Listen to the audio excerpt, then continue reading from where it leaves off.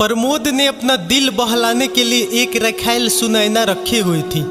उसको फ्लैट लेकर दिया हुआ था। मिलने के लिए वो हफ्ते में 2-3 दफा वहां आता था। तुम्हें गोली लेने को कहा था, प्रमोद ने शिकायत भरे लहजे में कहा। मैंने जानबूझकर नहीं ली, सुनैना ने कहा। पागल हो गई हो? अपने कपड़े पहन चुके और बालों में कंघी करते हुए प्रमोद ने कहा। बच्चा जिंदगी में खुशियाँ लाता है, घर में चहल पहल हो जाती है और बुढ़ापे का सहारा भी बनता है, सुनैना ने प्रमोद को समझाया। बंद करो अपनी बकवास। मैं तुमसे बच्चा कैसे चाह सकता हूँ? मेरी तो सोशल लाइफ ही खत्म हो जाएगी, गुस्से से चिल्लाते हुए प्रमोद ने कहा। तो आपको खुद ध्यान रखना चाहिए था। मैंने आपसे बच के इस्तेमाल करने को कहा था। मुझे मज़ा नहीं आता। आजकल तो औरतों के भी मिलते हैं, तुम्हें इस्तेमाल करने चाहिए। जो भी हो, इस बार मैं बच्चा नहीं गिराऊंगी, सुनैना ने 2 टूक कहा। तो तुम पछताओगी, धमकाता हुआ प्रमोद बोला। फिर दरवाज़ा खोल वह बाहर चला गया। प्रमोद कारोबारी था, उसके पास खूब दौलत थी, घर में खूबसूरत पत्नी थी और 3 बच्चे थे। प्रमोद ने अपना दिल बहलाने के लिए एक रखैल सुनैना रखी हुई थी। उसको फ्लैट लेकर दिया हुआ था। मिलने के लिए वो हफ्ते में 2-3 दफा वहां आता था। कभी कभी वह उसे बिजनेस टूर पर भी ले जाता था। सुनैना तकरीबन 3 साल से प्रमोद के साथ थी। बीच बीच में 3-4 बार वह पेट से भी हुई थी, लेकिन चुपचाप पेट साफ करवा आई थी। एक रात मेकअप करते समय सुनैना की नज़र अपने चेहरे पर उभरती झुर्रियों और सिर में 3-4 सफ़ेद बालों पर पड़ी। उसे चिंता हो गई कि अगर उसका ग्लैमर खत्म हो गया तब क्या होगा। प्रमोद को कोई और जवान रखैल मिल जाएगी, ऐसी औरतों को बुढ़ापे में कौन पूछता है। सुनैना के पास प्रमोद द्वारा दिए गए जेवर काफ़ी थे। बैंक के लॉकर में जमा पूंजी भी काफ़ी थी। अपने माता पिता को पैसे भेजने के बाद भी उसके पास अच्छी खासी रकम बच जाती थी। उसी रात सुनैना ने सोचा कि अगर उसे प्रमोद से एक बच्चा हो जाए तो वह उसके बुढ़ापे का सहारा बन जाएगा। इसके बाद से सुनैना ने पेट से न होने वाली गोलियों को खाना बंद कर दिया था। प्रमोद भी बैलून का इस्तेमाल कम ही करता था। नतीजतन सुनैना पेट से हो गई। प्रमोद गुस्से से लाल पीला हो रहा था। कल को सुनैना उसे ब्लैकमेल कर सकती थी। 3-4 दिन बाद प्रमोद सुनैना से मिलने आया और उससे पूछा, बच्चा गिरवाया कि नहीं? मैंने तुमसे कहा था ना कि बच्चा चाहती हूँ। तुमसे मेरा बच्चा कैसे हो सकता है? क्यों नहीं हो सकता? यह बच्चा मेरे बुढ़ापा का सहारा बनेगा। उस शाम को प्रमोद सुनैना के पास जैसे आया था वैसे ही चला गया। उसके मन में एक ही सवाल उठ रहा था कि अगर सुनैना उसके बच्चे को जन्म देगी तो क्या होगा। मेरे पेट में पल रहे बच्चे के पीछे आप क्यों पड़े हैं? आप मुझे जवाब दे दे तो कहीं और मैं चली जाती हूँ। अगली बार प्रमोद के आने पर सुनैना ने पूछा, बच्चा मुझसे है, नाजायज है, मेरे लिए वह परेशानी खड़ी कर सकता है। क्यों परेशानी खड़ी कर सकता है वह? सुनैना ने कहा, मेरा वारिस बनने का दावा कर सकता है। ऐसा कैसे हो सकता है? मैं बताऊंगी तभी ना। बच्चा कल को पूछ भी तो सकता है कि उसका पिता कौन है। लेकिन मैं एक बच्चा चाहती हूँ। इसको गिरवा कर तुम किसी और से बच्चा गोद ले लो। फर्ज करो कि वह आपसे नहीं किसी और से है, तब बकवास मत करो। मैं जानता हूँ कि यह मुझसे है। मैं आपकी वफादार हूँ और वफादारी का यह इनाम है। यह सुनकर प्रमोद दंदनाता हुआ वहाँ से चला गया। वह कानूनी और सामाजिक पचड़े के बारे में सोच रहा था कि कल को अगर मेडिकल रिपोर्ट का सहारा लेकर सुनैना बच्चे को उसका बच्चा साबित करके उसकी जायदाद में हिस्सा मांग सकती है। प्रमोद की कसमस के सुनैना बखूबी समझ रही थी। उसने चुपचाप अपना सामान समेटना शुरू कर दिया। एक दिन वह फ्लैट छोड़कर चली गई। 2 दिन बाद प्रमोद ने फ्लैट का चक्कर लगाया। उसको वहाँ सन्नाटा मिला। सुनैना कहाँ गई? धरती निगल गई या आसमान? प्रमोद कुछ दिनों तक बेचैन रहा। फिर खाली फ्लैट को आबाद करने के लिए एक नई उम्र की काल गर्ल को लाकर बसा दिया। प्रमोद को यह डर बराबर सता रहा था कि सुनैना उसके सामने उसकी नाजायज औलाद को वारिस के तौर पर न ले आए। एक दिन कार से गुजरते समय प्रमोद की नज़र एक नर्सिंग होम के बाहर रिक्शे से उतरती एक औरत पर पड़ी। उसका पेट फूला हुआ था। गौर से देखने पर पता चला कि वह तो सुनैना ही थी। वह जल्दी ही बच्चा जनने वाली थी। प्रमोद ने कार सड़क की एक तरफ रोक दी और सुनैना के बाहर निकलने का इंतजार करने लगा, लेकिन वह काफ़ी देर तक बाहर नहीं निकली।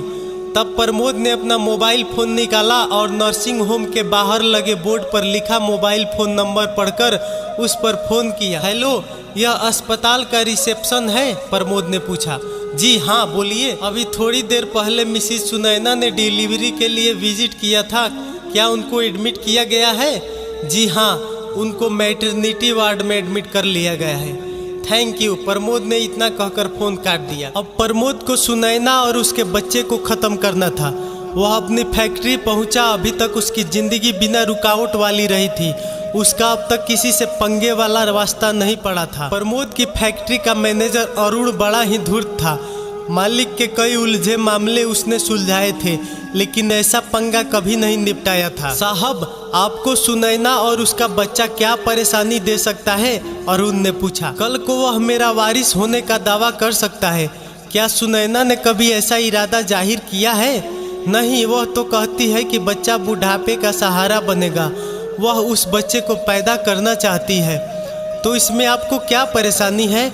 अरे भाई, कल को वह बच्चा बड़ा होकर मेरे सामने आकर खड़ा हो सकता है। मेरी सोशल लाइफ खराब हो सकती है। वह बच्चा आपसे ही है। क्या यह बात सच है? वह तो यही कहती है। मेरा भी यही विश्वास है कि वह वफादार है। आप क्या चाहते हैं? बच्चे और माँ को ख़त्म करना है, खासकर बच्चे को। ऐसा काम मैंने कभी नहीं किया, फिर भी देखता हूँ क्या हो सकता है, अरुण ने कहा। अरुण सुनैना को पहचानता था। वह नर्सिंग होम पहुंचा। जच्चा बच्चा वार्ड में सुनैना एक बिस्तर पर लेटी थी। एक रिश्तेदार को देखना है, 1 मिनट के लिए अंदर जाने दे, अरुण ने वार्ड के बाहर बैठी एक औरत से कहा। इजाज़त मिलने के बाद वह अंदर गया और कुछ ही पलों में लौट आया। सुभाष और अर्जुन सुपारी किलर थे। उन्होंने सुनैना को ख़त्म करने की सुपारी दी गई थी। वे दोनों एक कार में बैठकर बारी बारी से नर्सिंग होम की निगरानी करने लगे थे। आप यहाँ अकेली आई हैं? आपके साथ कोई नहीं है? लेडी डॉक्टर ने मुआवना करने के बाद सुनैना से पूछा। जी, मेरी मजबूरी है। इस पर लेडी डॉक्टर समझ गई। सुनैना कुंवारी माँ बनने वाली थी। ऐसी मामले नर्सिंग होम में आते रहते थे, लेकिन कानूनी औपचारिकता अपनी जगह थी। इलाज, डिलीवरी या ऑपरेशन के दौरान मरीज की मौत हो सकती थी, इसलिए किसी जिम्मेदार आदमी के फॉर्म पर दस्तखत करना जरूरी था। आपकी जिम्मेदारी के फॉर्म पर दस्तखत कौन करेगा? मैं खुद ही करूंगी। ऐसा नहीं हो सकता। तभी सुनैना को दर्द शुरू हो गया। चंद मिनटों के बाद उसने एक खूबसूरत बच्चे को जन्म दिया। सारी औपचारिकता धरी की धरी रह गई। 4 दिन बाद सुनैना को छुट्टी मिल गई। बच्चे को गोद में उठाए वह नर्सिंग होम से बाहर आई। ऑटो रिक्शे में बैठी। उसके पीछे किराए के हथियारों की कार लग गई। इंस्पेक्टर मधुकर लोकल थाने के एसएचओ थे। वे चुस्त और मुस्तैद पुलिस अफसर थे। दोपहर का खाना खाने के बाद वे चंदू पानवाड़ी के यहाँ पान खाते थे। इस बहाने से वे इलाके का दौरा भी कर लेते थे। नर्सिंग होम से ऑटो रिक्शे में बैठी सुनैना के पीछे किराए के हथियारों की कार लगी थी। उनकी यह हरकत जीप पर सवार एसएचओ मधुकर की निगाहों में आ गई। उनके एक इशारे पर ड्राइवर ने जीप कार के पीछे लगा दी। ऑटो रिक्शा एक बस्ती में पहुंचा। सुनैना उतरी, भाड़ा चुकाया और अपने किराए के कमरे की तरफ बढ़ी। पीछे आ रही कार थमने लगी। तभी सुभाष की नज़र पीछे से आ रही जीप पर पड़ी। अर्जुन, कार मत रोकना, पीछे एसएचओ आ रहा है, सुभाष ने कहा। तो अर्जुन ने कार की रफ्तार बढ़ा दी। एसएचओ मधुकर ने जीप में सादा कपड़ों में बैठे एक पुलिस वाले को इशारा से कुछ समझाया। वह पुलिस वाला सुनैना की निगरानी करने लगा। कार का नंबर नोट कर मधुकर ने पुलिस कंट्रोल रूम में भेज दिया। चंद मिनटों में शहर के खास इलाकों में तैनात पुलिस की गाड़ियों को उस कार के बारे में हिदायतें मिल गई। एक चौराहा पार करते समय एक कार उस कार के पीछे लग गई। उस कार में सादा ड्रेस में मुखबिर थे।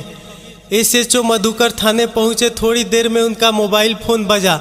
सर, उस कार में 2 लोग हैं जो अपराधी नहीं दिख रहे हैं, मुखबिर ने खबर दी। ठीक है, तुम उन पर निगाह रखो, इंस्पेक्टर मधुकर बोले। थोड़ी देर बाद एक बस्ती में तैनात मुखबिर का फोन आया। साहब, खतरा है। क्या खतरा है? जान जाने का और क्या खतरा हो सकता है? तू उन मवालियों को पहचानता है क्या? नहीं सर, मेरा अंदाजा है कि इस इलाके का खबरिया राम सिंह भी नहीं पहचानता होगा। तब हम क्या करें? इस बाई की हिफाजत और निगरानी, खतरे की वजह इसका बच्चा। क्या तेरी इस क्या का जवाब फिलहाल मेरे पास नहीं है। सुनैना नहीं जानती थी कि वह पुलिस के जासूसी की नज़र में आ चुकी है। सेठ की मासूका और उसके बच्चे को ठिकाने का पता हमने लगा लिया है।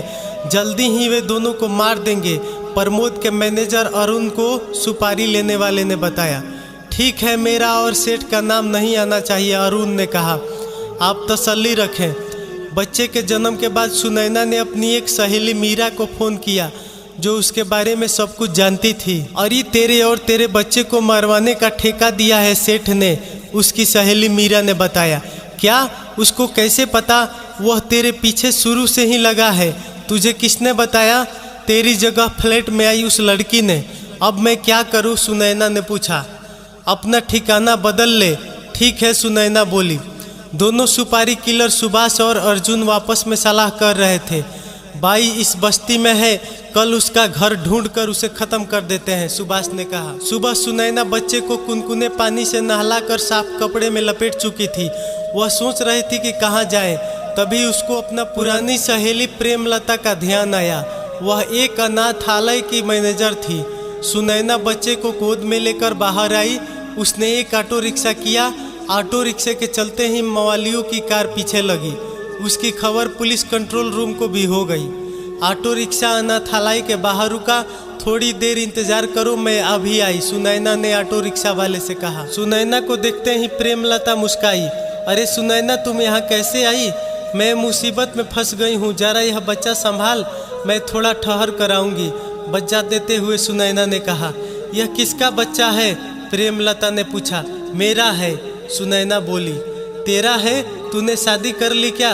प्रेमलता ने पूछा। फिर बताऊंगी, शाम को आऊंगी, कुछ दिक्कत है। प्रेमलता ने बच्चा थामा। सुनैना ऑटो रिक्शा में बैठ रेलवे स्टेशन की ओर चली गई। उस्ताद, बाई यतीम खाने में गई थी, वहां अपना बच्चा दे आई है, अब क्या करें? सुभाष ने अर्जुन से पूछा।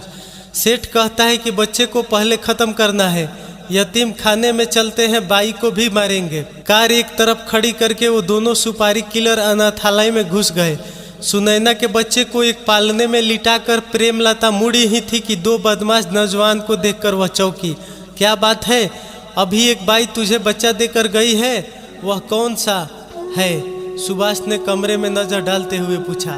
दर्जनों पालनों में नवजात बच्चे अटकेलियाँ करते दूध पी रहे थे। बाई? कौन बाई? जो अभी अभी यहाँ आई थी, अर्जुन ने कहा। यहाँ कोई बाई नहीं आई, प्रेमलता बोली। सीधी तरह मान जा, बता हो बच्चा कौन सा है? अर्जुन ने चाकू निकालते हुए कहा। तभी अनाथालय के दरवाजे पर एसएचओ मधुकर ने कदम रखा। प्रेमलता पुलिस को देखते ही चीखी। इंस्पेक्टर साहब, चोर बदमाश! सिपाहियों ने घेरा डालकर दोनों बदमाशों को पकड़ लिया। थाने में उन्होंने सब सच सच उगल दिया।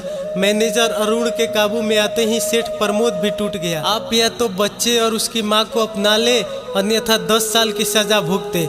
बच्चा आपका वारिस फिर भी माना जाएगा, इंस्पेक्टर मधुकर ने समझाते हुए कहा। मरता क्या न करता, सेठ प्रमोद ने सुनैना को अपनी पत्नी और बच्चे के वारिस मान लिया। दोस्तों, ये कहानी कैसी लगी? अच्छी लगी तो लाइक ज़रूर कर दीजिएगा।